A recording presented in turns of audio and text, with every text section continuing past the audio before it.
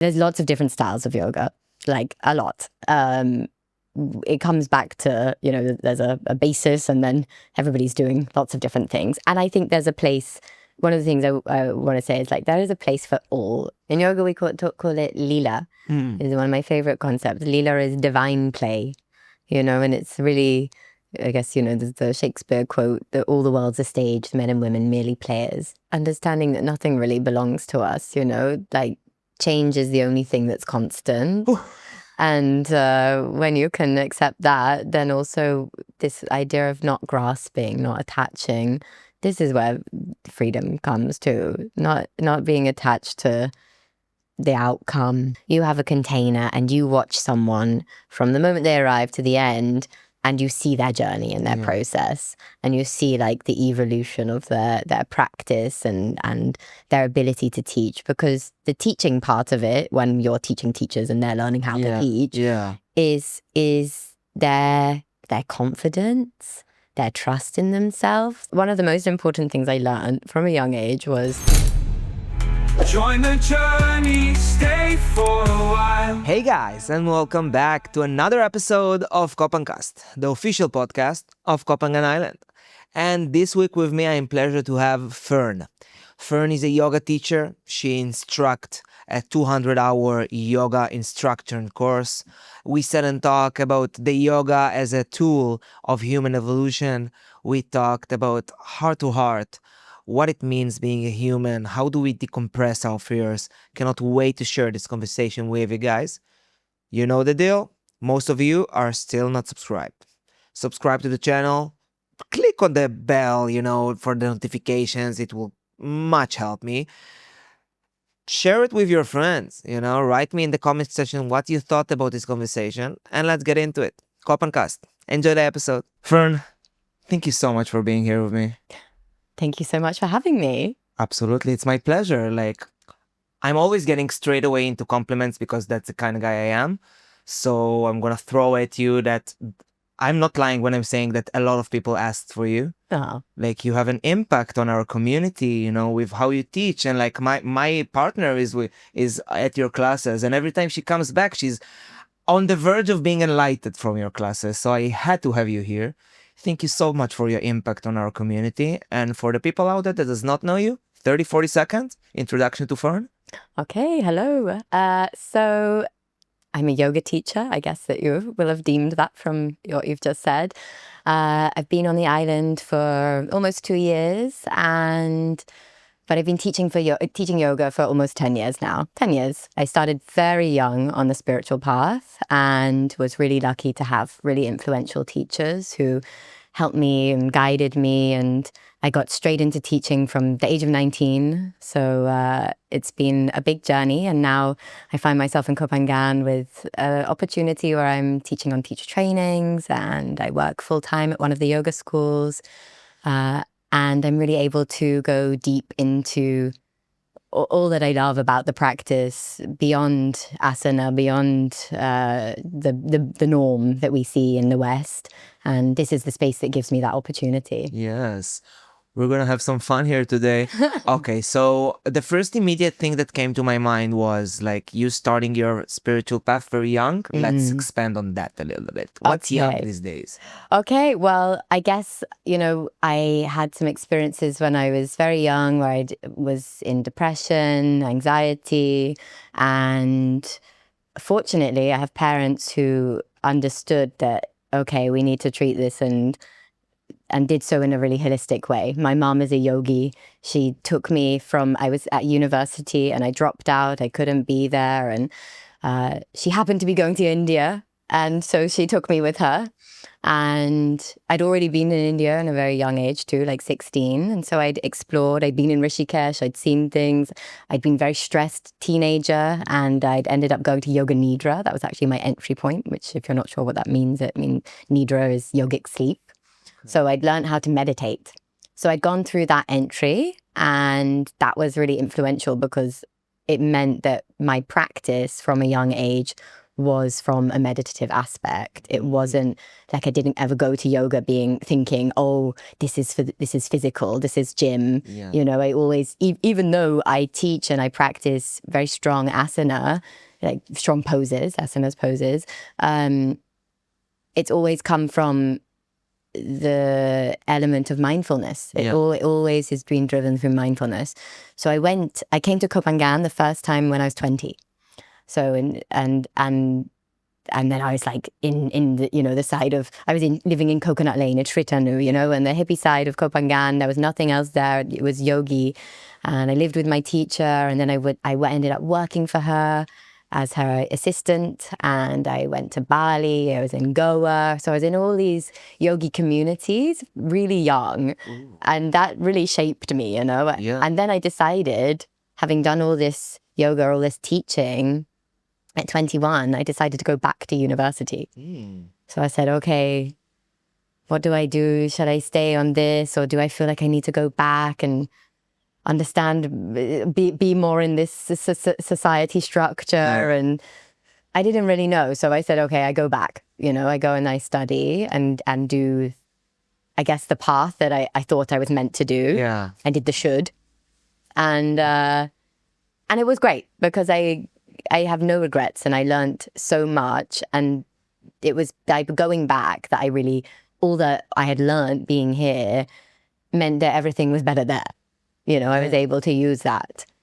But I ended up coming back. I still needed to come back. Yeah. Yeah. No one comes here for only one time, but No. what time, like, thank you for this. Ooh, I have so many questions.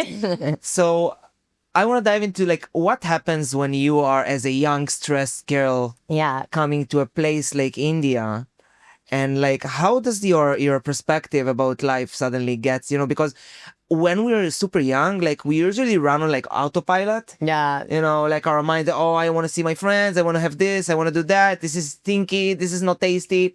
How do you receive it the first time you're getting introduced to this thing? Wow. Well, I mean, India is just an assault on the senses, isn't it? But for me, like the best way possible. I remember arriving in India the first time and feeling like, I'm home, you know? And I know a lot of people have that feeling, and not unusual in that. But I guess navigating it, like it is nerve-wracking, especially, you know, I'm like fair and blonde hair and was receiving attention that I didn't understand. Yeah. But I guess I was just in awe.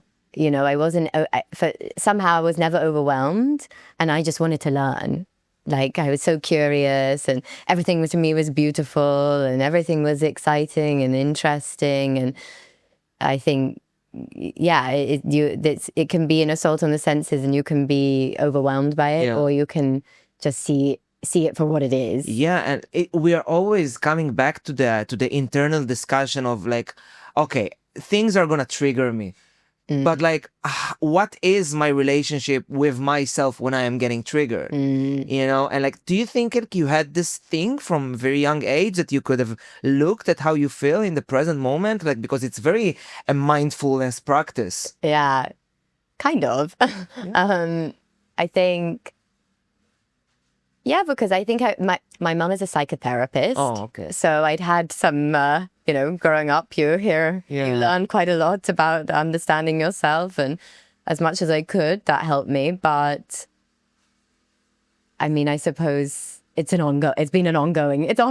Yeah. Always. It's never ending. No. You know, this process of like, okay, like I could have the same trigger 16 million times, but with each time it's gonna, the face is gonna be different. The circumstances are gonna be different. Something is gonna be different. And like, when did you start like getting like consciously into mindfulness? Because discovering meditation very early is a very strong tool of shaping reality. Young. At 20, I did a Vipassana. I went and I studied mindfulness, and I learned, I learned traditional yoga, but actually my entry, other than going in through like Yoga Nidra, was yin. So I learned yin yoga, which is for... Please, every time tell that you a term?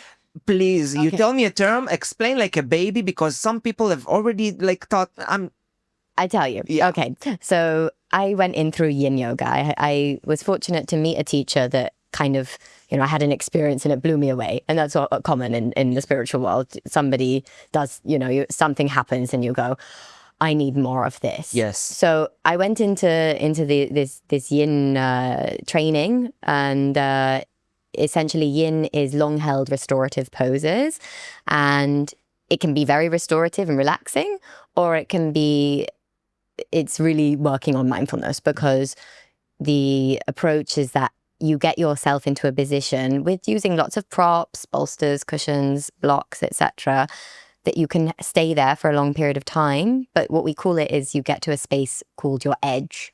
So your edge is where maybe it's like the place of comfort within discomfort. Yes. So it's not necessarily relaxing, but it's at that point where the understanding is that your fascia, which is the connective tissue, a matrix of connective tissue of your body, that holds a lot of information. It's the thing that we say stores your emotions. So in that point of your edge, that's the opportunity you give your body to start to release.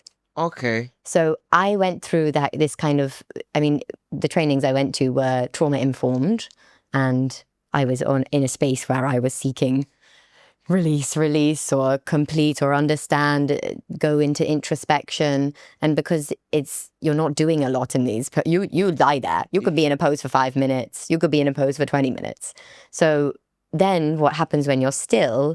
The stillness is where the meditation comes. Yes. And that's where, I really learned and understood from amazing teachers, teachers who had teachers who are well-renowned, who are, ultimately the essence of notice the thoughts, acknowledge, accept, release, come back, and and that is the practice. It's almost super simple, but super complicated. Yeah.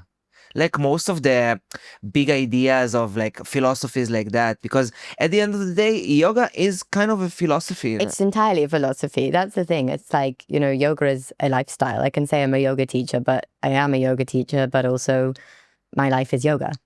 Yeah, like that's what I heard, that like when you say yoga, like yoga is the state that you're currently in, at the practice of yoga, like through connect me between, like, before we dive into the world of yoga, like, because as you say, it's not a gym. Yeah. It is a bypass of a gym, but like it's more about the internal side. Absolutely. Elaborate on this a little. So I think of the body like a gateway, your asana, the poses you do, the movement, whether you're doing, there's lots of different styles of yoga, like a lot. It comes back to, there's a basis, and then everybody's doing lots of different things. And I think there's a place. One of the things I want to say is, like, there is a place for everything, every practice, and I've explored a lot, and my practice has evolved a lot. And I think it's to anybody who's practicing yoga, it's like, go and find teachers that you really respect, that you really like, and know that you're not stuck in something. Also, you can choose something, learn it, and then say, okay, I want to have that practice because we need discipline. Discipline is a huge part of yoga. We talk about tapas. Tapas means spiritual discipline. And that really is the gateway to transformation, having an element of discipline within your practice. But with structure and discipline, we come with fluidity. Yeah. And that's where I think it's like, okay, but go and explore, because there's so many different things. And some practices really strong, if you're talking about Ashtanga or Vinyasa, these are really strong practices. They can awaken something in your body that then brings you fully into your mind, into presence with your body. If you're doing something like Kundalini, you're working on the subtle body, the energy body. But all yoga is working on the energy bodies. It's like, you can't say one isn't and one is. Yeah. Even though we like to. Yeah, they will be, because as humans, the biggest, craziest maze we're going through is our relationship with our ego.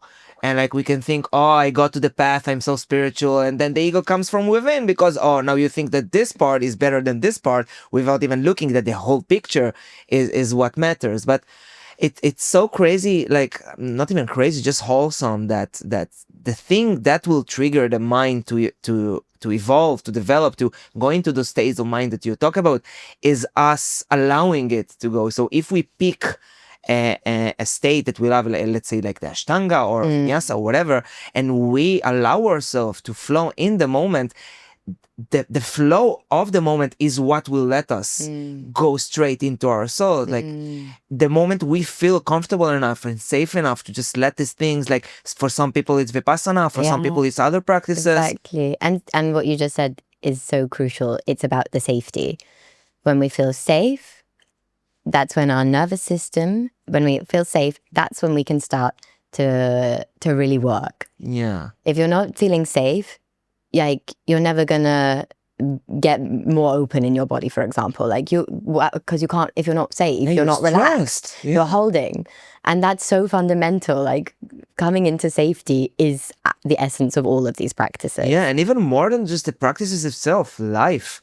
You know, like in any given situation that you want to express yourself fully and you want to, you know, all of us has at the base of it has one wish, you know, to be loved, to feel safe, to be a part of something bigger than us, to have meaning. Exactly, to give ourselves meaning. And, you know, I've been looking a lot recently, you know, I mean, we talk in Copenhagen, everywhere in the spiritual path, we're talking about Dharma, so, you know, your purpose. But it's actually much bigger than that. It's about what is my purpose that contributes to a better humanity. Yeah. It's not just about me or what's my life gonna do. What does my life do that impacts, has a ripple effect. Exactly. That's exactly it. Because like I heard a sense that said like the strongest like kind of blessing for ourselves is to be a channel for someone else's blessing. You know, to allow the energy of bliss, of enlightenment to come through us, but not to stay here, because I'm not asking it for myself, because energy must go on somewhere. So when I'm wishing something for someone else,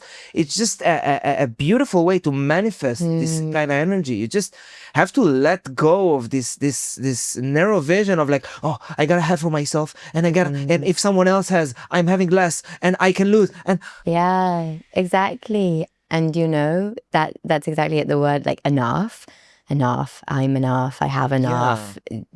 In yoga, really, when we get down to it, the ultimate thing is that you are full. You are a full, complete being as you are. yeah.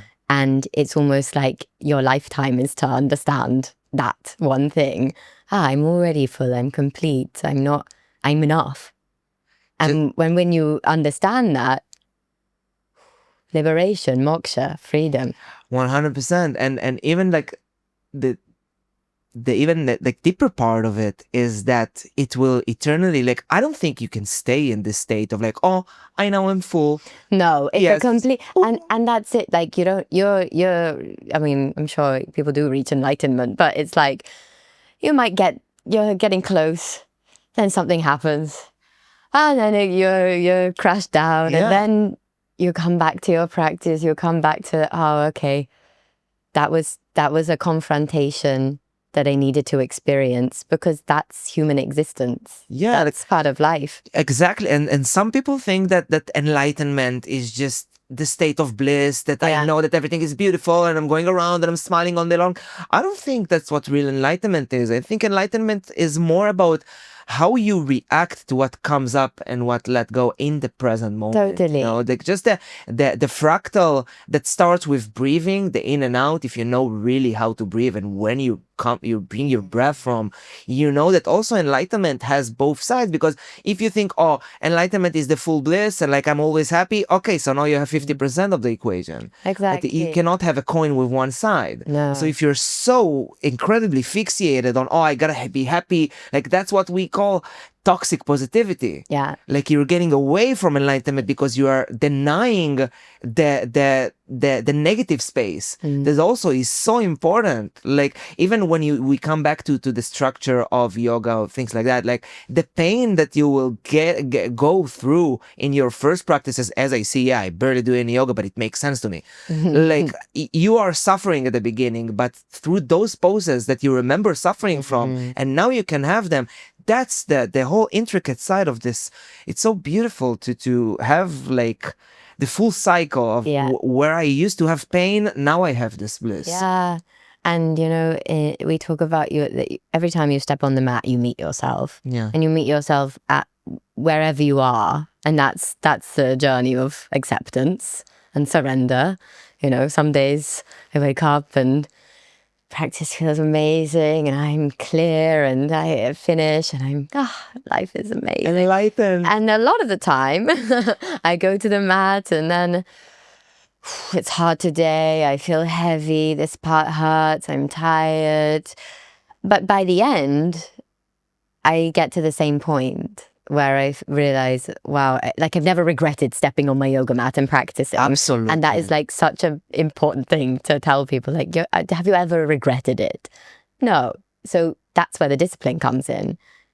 You have to go. You have to step on the mat and you have to meet yourself where you're at. Yeah, and like every time that it's like every second is kind of a test, you know, because you are constantly facing between, am I gonna get better or am I gonna give up on myself? You know, and like every time that you think, oh, I'm gonna stay in my comfort zone and I'm not gonna go today, I'm gonna go tomorrow, I'm gonna go in 2 days, you are getting more comfortable in allowing yourself to sink in. And like for some people it looks like, oh yeah, I don't have to do it, I'm gonna stay here, I'm gonna do my thing. And like the constant battle of trying to be the best version of yourself, you know, is can be tiring, but as it seems, it's kind of the only thing you will ever have to do to stay centered. Yeah. Like, do you remember times that you didn't feel like meeting yourself and what helped you get out of those situations? Oh yeah, lots of times. It has been pick one. Yeah, it's been a lifetime of it. Yeah. Ever since starting the practice, I think. Which is a beautiful thing. Yeah, it's The like natural existence of being a human. exactly. Yeah. I mean, yeah, I think when you're overwhelmed, when you're stressed, when I've I was studied at university, when we went into COVID, all these times that everything else seems more important. Yeah.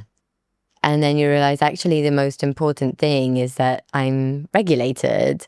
But if you can't see that and you don't put yourself as a priority, then your practice can go whatever.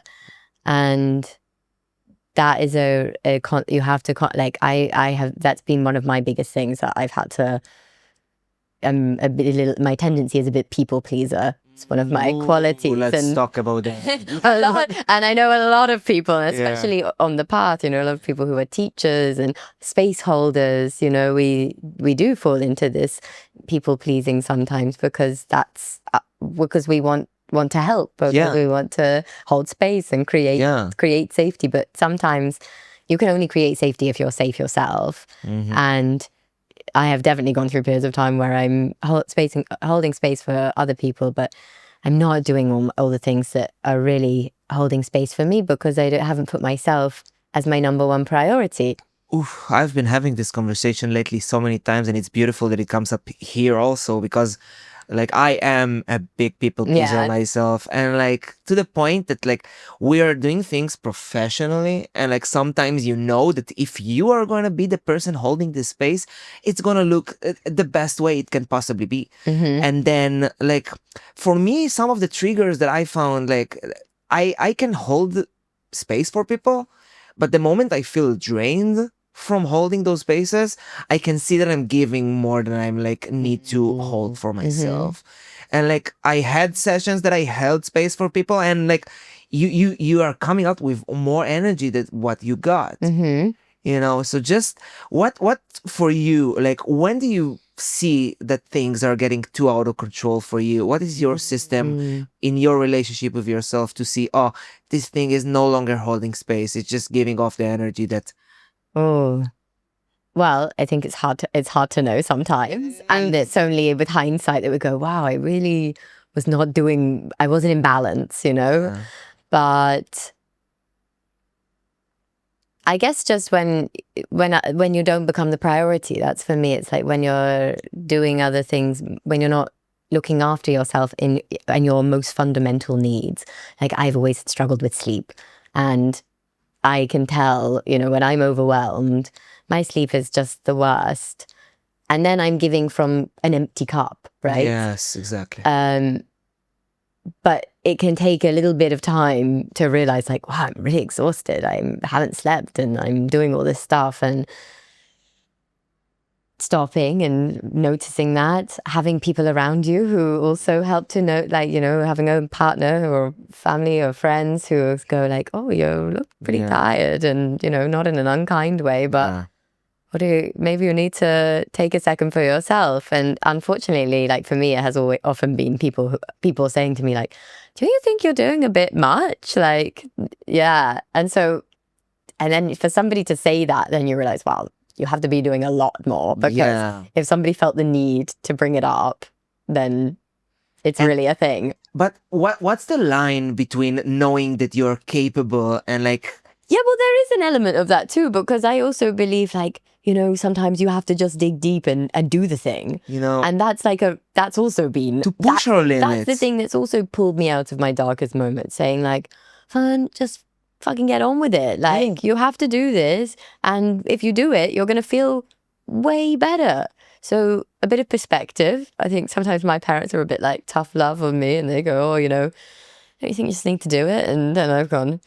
really angry at them, and I had a big fight about it, because like I said, don't like being told what to do too much. And that's something in me as well. I like to have a lot of self autonomy. But actually, sometimes we all respond differently, and I know actually sometimes having someone say to me, "Come on," and it's chill, bitch. Then I do it, or get on with the thing. Yeah, it's like I have the same experience with my yoga practice. I have people who like some practices, and some people who hold space that's just like really nurturing, and it's very gentle and it's relaxing, and that's what I need in that moment. But also I have teachers and I have practices where it's like, I guess on the outside it would be perceived as like, that's not really relaxing, like everybody has this thing about Ashtanga, that it's like really serious and really rigid, and it's just rigid. That's what I think a lot of people have a perception of it. And from the outside it can look like that, but actually on my inside it's like the exact discipline I need to sort things out, and it's exactly the practice I need to drop into full meditation, because my body's going through, it's an energetic practice, and I drop in and I confront myself, all the stuff that's been stressful and all the stuff that I've been ignoring. I can't ignore it when I'm in this practice, because it's so hard. It's there. And then it's there, and then you go, and you work through it. And sometimes you end your practice and you're angry. I teach Ashtanga, and I watch people, and it's like the most confronting thing, where people are like, I've had someone walk out the shala, slam the door, and it's like, this dude is going through something. They're going through something, and the moment they can realize like, the practice showed you that, and that's all it was meant to do, then you've got through. Can be really hard, and not everybody gets it, and you really have to keep showing up sometimes, and even when it feels like I can't keep going, sometimes that's where you have to keep going. Just allowing yourself to dig farther and further into this negative space of us as humans, because sometimes we just don't want to confront the fact that something right now in the moment is not to our liking. Of course. And that's okay as well. Like it's all about the perception of how we view the things that come up, and just allowing to let go. So sometimes it will be through understanding that you're going through something, just breathing into it, and understanding that it's a temporary, this too shall pass. Exactly. Things like that. All and some things. They're all relevant, and we can keep saying, affirmation, I believe in it fundamentally, because we do change our internal dialogue. The more that we work on it, the more it becomes our natural state. That's so important. Like, can you share some of your tools of how do you bring yourself back to the present moment? How, like, sometimes we need to have the moment of like, oh wait, I was not here for the last 45 seconds or an hour or 3 years, and now I'm back here. I guess breath, tuning into bodily sensations, and then focusing practices and doing things, and they don't have to be practices like I like doing practices like, mantras, singing mantras, or meditation with a mantra or whatever.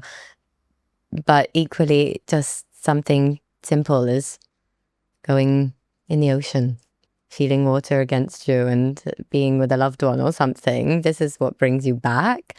But I guess to really know, so many things. Yeah. It's all about, at the end of the day, it's coming back to the relationship that we have with ourselves, and the ability to just say, okay, this is okay. I am still a little kid having fun in this world, discovering what's going on. A lot of the problems comes from taking things too seriously. Oh my gosh, totally. Of trying to I'm this grown adult and I don't want to be an adult. Someone forced me at some point to come to this world. I'm going to play it by my rules. I don't have to take things too seriously. I don't have, of course, the things that I'm more connected to will naturally take place of I care more about them. They're going to affect me more. I'm going to take it more seriously. But then again, we can choose to keep this mindset of I'm just exploring. Totally. The fact that you think you know so many things. And this is it. It's one of the most important things I learned from a young age was thoughts are not facts. Yeah. I have no idea. We make up so many stories, but ultimately most of it, we don't know. Yeah. I don't know what you're thinking about me. You don't know what I'm thinking about you. We're making it up. Yeah. The look they gave me. Oh, that was a look. Was it? Was it the look? They probably didn't even see you. Yeah. There's so many things that we make up and then we dwell on. And that's when the lightness and the playfulness comes in, because then you start, especially when you start to, explore different spiritual practices, whether it's a meditation, whether it's a medicine, whatever, you start to go, oh, that's all just bullshit, really. I have no idea what the reality is. And then you start to understand the illusion from the reality. Mm-hmm. And then you can also start to laugh at things and go, well, they're probably more concerned about themselves than they are about me. Yes. Most of the time. Yeah, 100%. When you understand that even when people are looking at you, they are secretly looking at themselves through you. Exactly. And you're just an example for them for what they are doing or not. And if they are not agreeing with the point of view of yours, they're going to think something about you, but they're thinking something about themselves, because at the end of the day, it's only me and the game that I play with right now here. And when you know that there is this universal adapter between how you put out yourself and how you are being perceived, and when you know that you need to go through the entire belief system and preserve, I don't know even what, just how people perceive you, and you know that there is so much more to them in it than to you, then you can just okay. Yeah. So just, nobody knows me as I know myself. And even I don't know myself. No, constantly learning. You have this pie chart in your brain of the things that you know, and the things that you know that you don't know. But there are so many things that you don't know that you don't know. Yes. That this is what end up running this whole system. Yes. From the subconscious. And when you allow yourself, again, with breath, with meditation, Vipassana helped me immensely with those. Just allowing yourself to come back to the present moment and understand that it's all a joke. Yeah. It's all an illusion that was put there for us to understand. It's a box that you're getting locked in just for the moment that you step out of the box to understand that you locked yourself in the box and the box doesn't even exist. Exactly. In yoga, we call it lila. It's one of my favorite concepts. Lila is divine play, and it's really, I guess, there's the Shakespeare quote that all the world's a stage, men and women merely players. This is totally true. It's all a stage. Obviously there's a reality of how we're being, but there's a performance going on in this life, how we're navigating things, how we're relating to one another. And if you can, I guess, try and drop the facade, but also see the facade for what it is, then life can be a lot more interesting. Yeah, allow a healthy relationship with this facade. Just, see that it's there. Don't take it so seriously. and enjoy the moment. Like, and some people are like, so in the future, oh, I'm gonna do this, I'm gonna create this, and you end up just being so focused on how things can look, And then you're not enjoying the moment. yeah. And when you really know how to and allow yourself to enjoy the present moment, you can build such beautiful things that is just because you are focused on the energy of creation exists only here, right now. Yeah. There is no energy like that on the past or the future, and then any given point that you can think of, it's only here. And also understanding that nothing really belongs to us, you know, like change is the only thing that's constant. And when you can accept that, then also this idea of not grasping, not attaching, this is where freedom comes too. Not being attached to the outcome. Yeah, or being attached Or in being- a healthy way. Exactly. Because we are of course, human, we can't not be attached. It's an ongoing theme. Yeah. That I catch myself saying it. Oh, don't be attached. Don't be. We are going to be attached, Yes, of but we can course. choose the things that we want to be attached to, and makes us feel again safe. And I wouldn't say comfortable, because comfortability sometimes can be a tricky one, but like safe and secure, and in your space, and like. It gets me back to your road as a yoga teacher, because we spoke about the road of you as a yogi, but then you're going and you're saying, okay, I'm going to teach it. And suddenly it becomes a different relationship, because when you teach, you need to look more and be more present. And suddenly it's not only you there. Yeah. Guide me for your first day of choosing to be a teacher and how it feels. Well, I think I fell into it. Like I didn't go, because I didn't do loads of yoga actually before I went into a training. I happened to go to this retreat with my mother. Then I met this teacher, and then it was like, oh, I think this teacher knows something that I want to know, right? And I've had a lot of that. I've been really fortunate that I've had teachers who have just really left an impression. And I guess it's partly because I was really curious and open, but I was like, I need to know more. I want to know more. And this is the person who's going to show me something.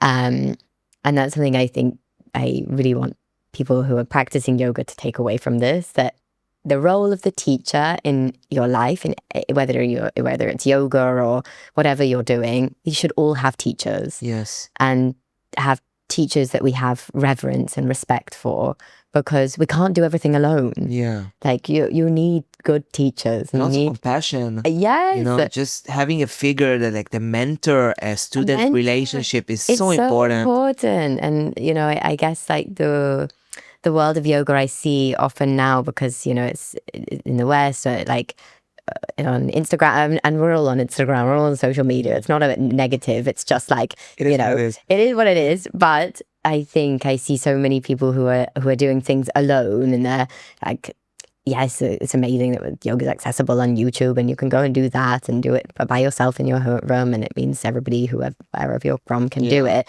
But if you can find someone who's they're going to really elevate you, and also it's a humbling of like, yeah, I don't know everything. I really need someone else too, and that's really important. That's your ego. It's super important. And like, I can assume that if someone is just turning on like a video on YouTube and doing yoga, like, they're not gonna push themselves to the limit. No. They're not gonna be able to know how to fix their own They can't posture. ask anything too, philosophically, like there's no debate or conversation going on that takes you beyond what's just being said. So it's also been your curiosity is one of our most important things in life. Like, if I need to be able to ask questions, and have someone who's going to open up a conversation or have a feedback loop. The student mentality of just knowing that you are not perfect, but it's not even about the act of making it perfect, but it's more about just walking the road, the journey to reach somewhere. Is it even about the destination? It's more about just you, like you said, coming back to the mat, rediscovering yourself, going in and in and in again for it. Yeah, just continuous learning. I really think it's the best thing. It's the most exciting thing too. I'm always like finding new teachers, people who inspire me, and then I'm going, oh, what can I learn from them about this? Teaching. Yes, teaching. So teaching. And I started really young, and actually because I was so young, So I started teaching, and I started working for this woman. Her name is Beta Guyana Lisboa, amazing teacher, my biggest mentor. And I was lucky that I got to assist her. So I went into assisting teacher trainings very young, and I didn't really know what was going on, but somehow this was like my biggest learning, right? Because you're just figuring things out. Yeah. And then I went to university, and I taught throughout university. I taught yoga. So I was teaching to my peers as well. You know, I managed to find a way to get a class in the student union, and I became known as like the yoga person. You know, I'd go on nights out, right? I like to go and party, and people would hear my voice, and I'd be in a queue for a nightclub, and someone would go, "Oh, you're the yoga girl." You know, they'd hear my voice, and I go, "Oh God, don't see me now." Like, I'm not meant, you know, I'm yogi, but I'm still out, you know, because I was student. So I was also navigating this like, oh, I'm the teacher, but I'm really just a peer. But that was really important, because we're always a peer, you know, and no better than anyone, you know, we are all the same. You are me, I am you. So it was important, but also I had big imposter syndrome. You know, I was really navigating, like, especially when I stopped teaching, when I started teaching in places not just at university, because obviously a lot of people were my age. So I didn't have so much. It was like, oh, she knows something. Because she's gone and done this Asia thing and had this life in all around. Like a stamp. Yeah, exactly. A bit of a stamp. And then, although that was sometimes a negative stamp, people really had a thing like, oh, you know, in England, it's a big thing to be like a gap year person. And that comes with a big connotation. Oh, yeah. So, and anyway, so there's a whole other conversation. But the imposter syndrome comes when you're very young, and then you have people, your students become lots older than you. So one of the things, like when I started teaching in London in studios and stuff, like after I'd left university, was, you know, oh, I'm too young. You know, people would come into the class and go, oh, you're the teacher. And they would think, oh, you know, and it makes you feel like, oh, who am I? And that's something I had to deal with a lot. And I'm sure a lot of you, I have young people come into our teacher trainings. I teach a 200-hour Ashtanga Vinyasa training here. And lots of young people are finding the yogic path these days, and it's so nice. But I do tell them, you know, one of your struggles is going to be that you're going to have to work really hard to gain people's respect, you know. An older person, we imagine, like, you know, guru, whatever term you want to being like someone much older, and they look wise, right? And I was always thinking, I don't look wise, you know, like, who am I? What do I know? How am I this person who's so much older? And I had to really that's been a big thing of confidence and trust in yourself. Like, no, I do know something. I have something to share. I can teach them something. They can teach me something. Of course, like no matter how old are you, like it's all about the experience and about the approach. At the end of the day, people will come to your class and not to their class because it's you there, because it's the type of energy that they come to. Because like you say, find a teacher that resonates with you and go with them. Exactly. So if it's so easy to say it about your teachers, you know, just might as well just say it about yourself. Yeah. But also for me, like this imposter syndrome was there with me for years in every, like, oh, why should I? Why am I? This guy, that girl. Yeah. So much better than me. Yeah. But when you understand that people come again and again to you because it's you, not because you have the white hair or because you whatever, then you just allow yourself to let go of this imposter syndrome and just be in the present moment. And like, again, like for you also as a teacher, like I assume makes sense that the moment you start teaching, you're also noticing much more about your own practice. Wow. Yeah. So how big and what was the elevation from you just practicing for yourself and you actually going and teaching? Oh, well, you know, I think I had, because I had these teachers who actually, they put a lot of, I was given a lot of validation, like, and good or bad, you know, it was what helped me, because I think I needed it. I needed somebody to go like, oh no, you can go and do this, like, or like, go ahead, now is your time. Yeah, shine. Exactly. Do what you're meant to do. And so I think I needed a little bit of that, but I think I guess I just wanted to share everything that I was gaining from. Yeah. You know, I kept finding my own practice was like, wow, if only all the people around me were doing this. Yeah. And I was somewhere that, like, you know, I went back to normal university life in England, and the contrast. yeah, exactly. Oh my God! And I'd been living this crazy life, having all these experiences that nobody could understand, and I thought I was an alien, you know.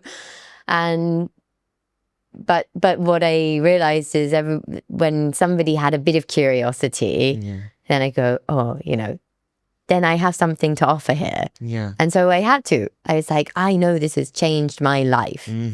This has taken me from being sad and in my suffering to a place where I can actually start to manage things. Like, I wasn't necessarily like, oh, I'm fixed and happy, because who is? Yeah. But and if someone tells you, they're lying. No, or exactly. they don't know. They don't know, Something is coming, exactly. guys. Be careful. But I realized I'd learned these tools that were going to help other people with. And it was so cool being, you know, really young, because nobody else, people are open often when they're younger. Yeah. Often, not always. And it can be very impactful. Yeah. The beautiful thing is like just the amount of the longevity and the amount of mental notes that you put in your mind while, okay, you're starting from practicing and then you're teaching, which you are still practicing, but you're listening to yourself, transferring it to someone else. And then you're also a teacher for teachers, you know, so it feels like 3 different steps of getting yourself deeper and deeper into the understanding that this thing is eternal in me. And the more you are getting connected to the idea that you are yoga and it's just a natural part of you, it will get stronger and stronger and stronger. And like, let's talk a little bit about teaching teachers. Like, what is that experience like? How different is teaching teachers, people that are supposed to be teachers at some point, than just teaching a yoga class? Well, you go deeper. I mean, no, not necessarily. Like, I like to think that my classes can go super deep, you know? Yeah. But of course, when you're teaching teachers, you have a container. That's like one of the things I love the most about being in the space of trainings is that you have a container and you watch someone from the moment they arrive to the end, and you see their journey and their process, and you see like the evolution of their practice and their ability to teach. Because the teaching part of it, when you're teaching teachers and they're learning how to teach, is their confidence, their trust in themselves. That, you know, it's like you become like a mother almost, you know. You're really drawing out like you sit people down and you want to bring out their light. Yeah. That's what you're doing when you're teaching teachers. You're like, how can I make you see your light? And so that you can share, because you've come here for a reason. Something in you, whether you have already done loads of yoga or it's just like this thing you heard about because you happen to be in Thailand and you want to have an experience. Something in you made you go into this training, or something makes you go into a yoga class, whether you know what yoga is or not. And at that point, you've already stepped into some kind of spiritual realm. Like, even if I didn't know it, I do, because I know yoga. It's like, oh, this yoga thing. I'm a little bit curious. I dip my toe in a little bit. Exactly. And then they're in a position where it's like, cool, okay, they're a little bit intrigued. Now it's my job to really take them in further and spark their curiosity that hopefully has like a lifelong impact. You know, like, you start this journey, and whether you're going to teach yoga or not, this can be a practice for your entire life. Never ending. That's why it's called practice, because it's never ending. It's not a complete done practice. For the people out there that either wants or doesn't want or haven't thought about it, what, like, dry, what are the benefits of practicing daily, weekly, whatever yoga? sell yoga. So, well, For the love of God, big someone make me do responsibility. yoga. For the Look, love of I know. I think I'm going to get you into a yoga Please. class. A lot of tried. Please. I need yoga. I'm going to do my best. Yeah. So, I mean, ultimately, your connection to your mind, your body, your spirit, deepening that bond, not just seeing the body as something that it not seeing your body as something so much more, seeing your body as something sacred, seeing your body as something that you can learn from. The practice is, we call it svadhyaya. Svadhyaya means self-study. Mm-hmm. That is at the essence of your practice, and your daily practice, your sadhana. And your sadhana is the thing that continues to make sure that you meet yourself, you see where you are, and you really truthfully see that. Not what do I think I am? Yeah. Where am I actually at? Yeah. What's really going on? And for me, the benefit, obviously, of doing that is that the way you relate to the world around you changes. You know, we're ultimately looking to find our highest state of consciousness. Yeah. But actually, it's like that higher state of consciousness is connecting to the world around you, relating to people. And when you start to know yourself better, your relationships improve. Yeah. So it has a huge impact on your life, because your relationships are one of the most important things. And obviously the relationship with yourself is the most important thing, because it changes everything around you. Yeah. And your yoga practice can be that what changes that for you. Your ability to calm, to bring regulation, even when there's chaos, that can be through our practice. And also community. You know, yoga is union. That's what it means. And I think, you know, here in KohPhanCast, we're really lucky because there is a community, a spiritual community. And having community, whether it's like you're coming from a nervous system point, we talk about co-regulation, social engagement. This is one of the main things that supports our nervous system. But also on a philosophical level, like in Buddhism, and it aligns beautifully, and these Eastern philosophies all come together. You talk about your Sangha, and your Sangha is your community, and that is one of your key components of the route to less suffering.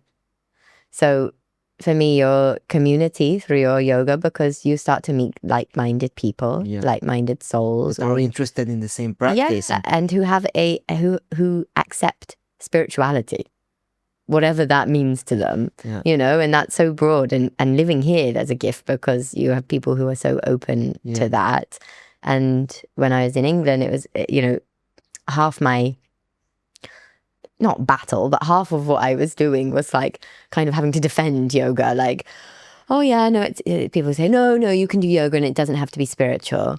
I say, well, yeah, I don't know whether that's like a little bit taking it how you want to, but actually not for what it's meant to be.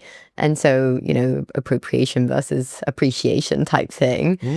And I guess the thing is to just find your community, and this is going to be fundamental to. And the community thing is, it's always beautiful to have a community that is like-minded and shares the same interests as you, because you're going to probably catch yourself on discussions of like, oh, the leg needs to be there, or this position needs to be like this, or this is better, or this is worse, which is also like can be an in community trigger points that we can further our spiritual practice based on one another, because we all see things differently. And like when we understand that like the point of view will never be the same, so it's probably not about the point of view. So it's probably about something deeper, about something that has more structure, like universal structure. And like, especially when like, oh, I will do yoga and not do it spiritually. Okay, so you probably have a trigger of a spirituality or something. Oh my gosh. You know, so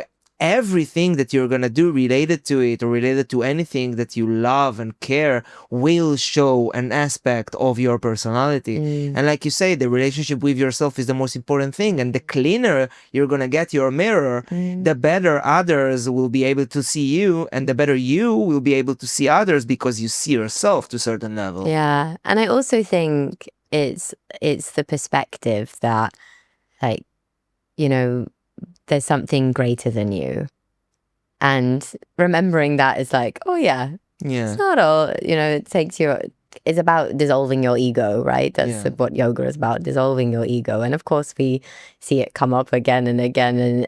And for myself, you know, it comes up in my practice, comes up in teaching, like, my ego was there just then. And oh, but then that dissolving of the ego comes from when you really realize, like, I'm doing this, and my practice can be a form of prayer. My practice can be my devotion. Yeah. Yeah. So for me, it's like, it's a devotional practice. It's devotion to myself. It's a devotion to the earth, to all the elements. When you do yoga, you know, whether you really realize it or not, you know, everything. You do a Surya Namaskar, a sun salutation, you're saluting the sun. You then do a Chandra Namaskar, a moon salutation, you're saluting the moon. Suddenly you're doing things that in no other areas of life do you start to really honor the world around you. Yes. And if you can see that you're doing that in your practice, Yeah. then I think your practice can take you somewhere even deeper. Absolutely. Like one of the strongest forces in our reality, as I see it, is just showing up.